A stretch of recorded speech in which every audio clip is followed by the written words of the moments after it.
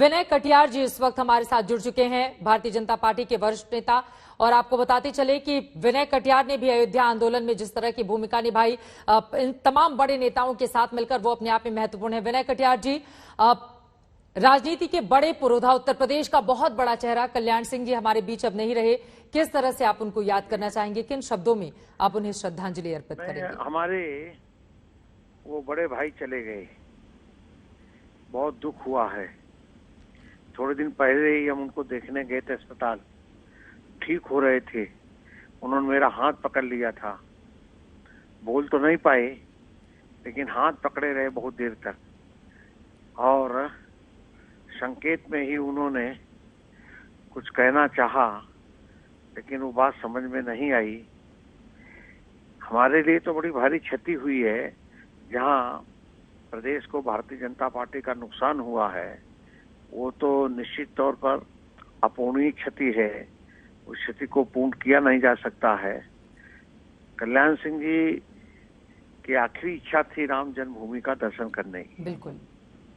उन्होंने हमसे कहा कि विनय तुम आ जाओ, हम चलना चाहते हैं। फिर थोड़ी देर बाद फोन आया कि नहीं, मैं ही आ रहा हूँ, सीधे आ रहा हूँ, और वो फैजाबाद तक पहुंच गए जी।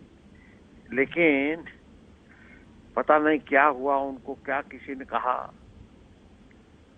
बाद में आइए, इस समय ठीक नहीं है आपके लिए दर्शन करना। तो उसके कारण से वो बेचारे वापस लौट गए जी। और हमसे उन्होंने कहा कि जीवन में राम की जन्मभूमि पर एक बार दर्शन जरूर करना चाहता हूँ। अब वो नहीं हो पाया। अब इससे ज्यादा दुखदाई और क्या घटना हो सकती है कि वो फैजाबाद तक गए और अयोध्या में राम जन्मभूमि पर लोगों ने नहीं पहुंचने उनको दिया, उनकी इच्छा को पूर्ण नहीं होने दिया।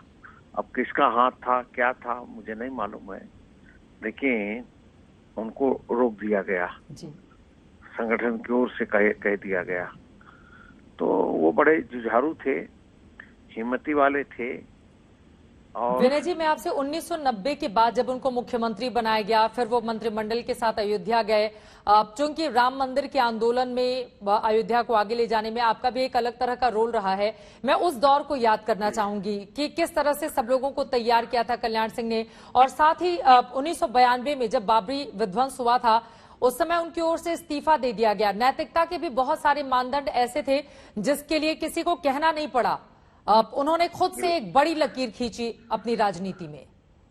ये बिल्कुल बात आप ठीक कह रही हैं कि बड़ी भारी लकीर उन्होंने खींची है, और उन्होंने साफ कह दिया था ढांचा अगर चला गया तो हमारी सरकार भी जाएगी, मैं इस्तीफा दे दूंगा। और वही उन्होंने काम किया। 4 सरकारें चली गई उसमें, लेकिन कल्याण सिंह का, आदरणीय भैरव सिंह शेखावत का बड़ा भारी योगदान था उस समय। उनको भी याद करता हूं मैं जी। आज कल्याण सिंह जी को याद कर रहा हूं, और एक क्षण नहीं लगाया और तुरंत ही इस्तीफा दे दिया।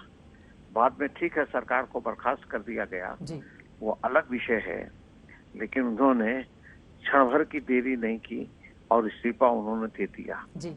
शुक्रिया के लिए विनय कटियार जी, आज तक से जुड़ने के लिए। और भारतीय जनता पार्टी के बड़े नेता विनय कटियार जी हमारे साथ जुड़े हुए थे।